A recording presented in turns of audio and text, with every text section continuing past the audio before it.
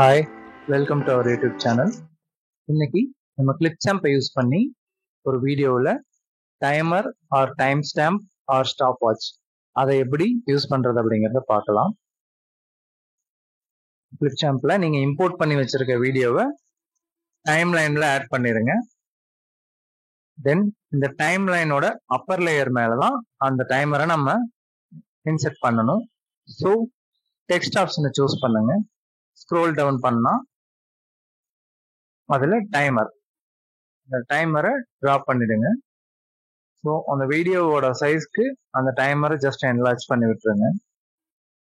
தென் timer add பண்ணதுக்கப்புறம் இந்த மாதிரி நமக்கு ஷோ ஆகுது.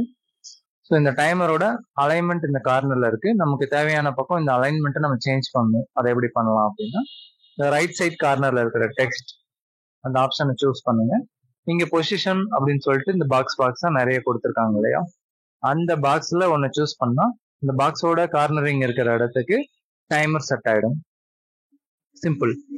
தென் இப்போ எனக்கு இந்த டைமர் வந்து மினிட்ஸில் வேணும் அப்படின்னாலும் show minutes R show seconds இல்லை கவுண்ட் அப், இந்த மாதிரி எதில் வேணுனாலும் நம்ம இந்த டைமரை வந்து நம்ம சூஸ் பண்ணி செட் பண்ணிக்கலாம்.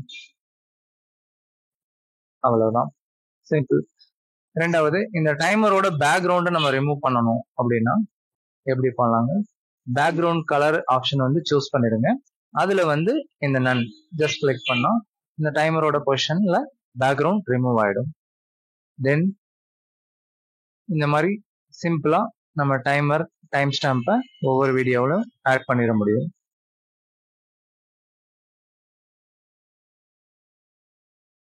ஸோ இதே மாதிரி ஒவ்வொரு வீடியோவுக்கும் நம்ம தேவைப்படுற மாதிரி டைமரை வந்து ஆட் பண்ணிக்கலாம்.